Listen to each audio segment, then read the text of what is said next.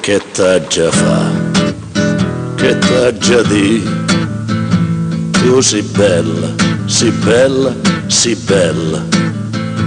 Mamma diceste, prima di sposarmi, che tu cucinava bene e invece non hai fatto quando ci siamo sposati. Mo quando parlo ti mette pure a fischiare. Quale fischio? Chi ha fischiato? Ho sentito un fischio. Che t'ha già fa, che t'ha già di, che t'ha già fa, che t'ha già di. Madonna mia, e che vuoi fare? Tu sei bella, ma te l'ha già fa. Che cosa? Te lo devo fare. Che cosa? Ti devo fare un bel pagliatone grosso. Un pagliatone che neanche quando te l'ha fatto tuo padre te lo puoi ricordare. E a chi vuoi fare lo pagliatone? Io prima di sposarmi ero così contenta di sposarmi con te, che dicevo, pensavo, chissà quanta bella notte d'amore che passava con lui. E invece non cazzo hai fatto, è inutile che fischi. Chi ha fischiato? Tu non sapevi fare l'amore e io mi sono scocciata. Che t'ha già detto, che t'ha già fatto, che t'ha già detto, che t'ha già fatto. Tu non sai fare l'amore e io non so cucinare.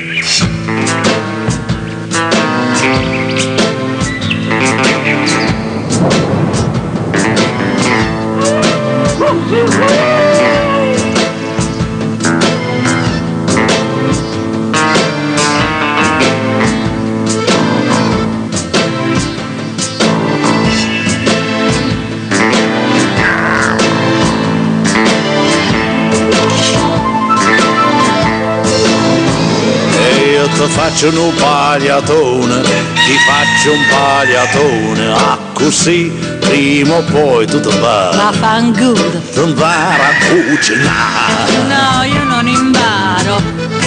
imparo per niente. Se tu non impari a fare l'amore, io non mi imparo a cucinare.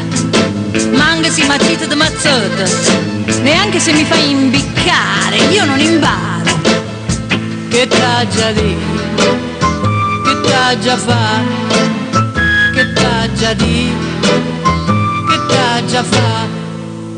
Che t'ha già detto, che t'ha già fatto, che t'ha già detto, che t'ha già fatto, che t'ha già detto, che t'ha già fatto, che t'ha già detto, che t'ha già fatto.